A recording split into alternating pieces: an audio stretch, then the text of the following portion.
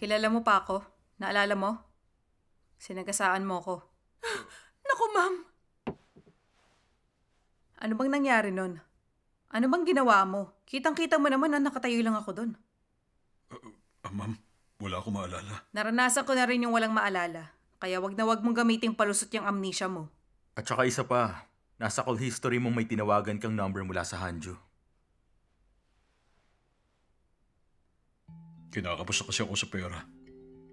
Kaya nagtawag ako ng mga kakilala para maghanap ng pwede makatulong sa problema ko. Buti may tumulong sa akin na galing sa Hanjo at doon ako pinapunta sa Hanjo Hotel. Pero nung paalis na ako sa parking para mapuntahan yung taong kausap ko, inatake na ako at lumala ang seizure ko. Paano mo nakilala yung taong kausap mo na galing Hanjo? Noong nagtrabaho ako dati sa Hanjo Factory. Hanjo ang may pakana ng lahat ng to. Miss Kang, patawarin yung asawa ko. Nung panahon na yon, habang nagtatrabaho pa siya doon, meron nagsimula ng sunog sa factory at nalaman namin pagkatas ng aksidente. Mas lalo palang lumala yung epilepsy niya. At kapag hindi siya nakainom ng gamot, magkaka-seizure siya.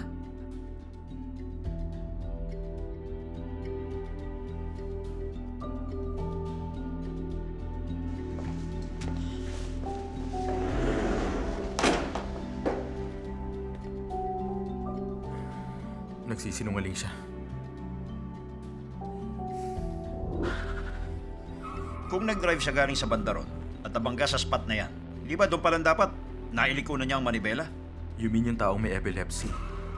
Na dapat diretso lang ang direksyon habang unconscious, nakaliko pa ng manibela. Yan nga rin ang tingin ko eh. Nagsisinungaling siya. Kaya lang, baka sinasabi niyang lumala yung kondisyon niya mula nung nagkaroon ng sunog sa factory? Ano ba yan? Parang naawa naman tuloy ako sa kanya.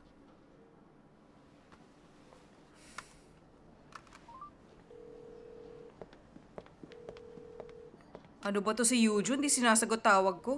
Naku! Baka kaya hindi niya sinasagot kasi akala niya personal call lang to. Itatanong ko lang naman yung case files tungkol sa sunog.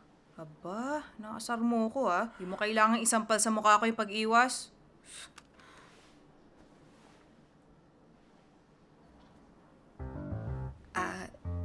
Matagal na kaming magkaibigan ni Eugene. Kaya kapag may nangyayari, matik na siya yung tatawagan ko. Okay. Gets ko naman yan eh. Pero, nauna kitang makilala sa ospital. Kaya dapat lang na mas matagal na tayong magkakilala, di ba? Ano ka ba? Sandali. Teka, nagkaselos ka ba? Huwag mong intindihin yun. Wala kang dapat alalahanin sa kanya. Kilala ko yung taong yan. Kita mo namang hindi niya ako sinagot. Ganun lang talaga siya. Oo na nga. Lolo, selos siya.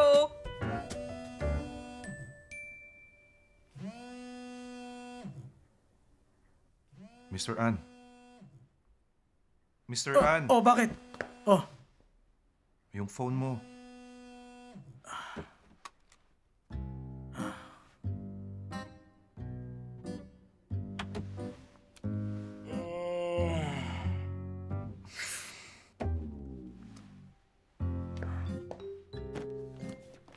maaga na lang akong uuwi ngayon. Kita-kits bukas. Kararating lang naman niya dito. Ano kayang problema niya?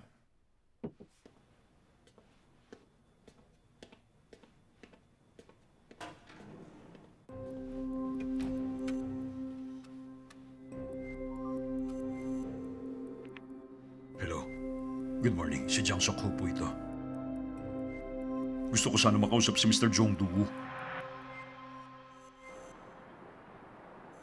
Ano ba kasing kailangan natin gawin dito ng ganitong kaaga? Sa ganitong sitwasyon, mas mabuti na lumabas na lang muna.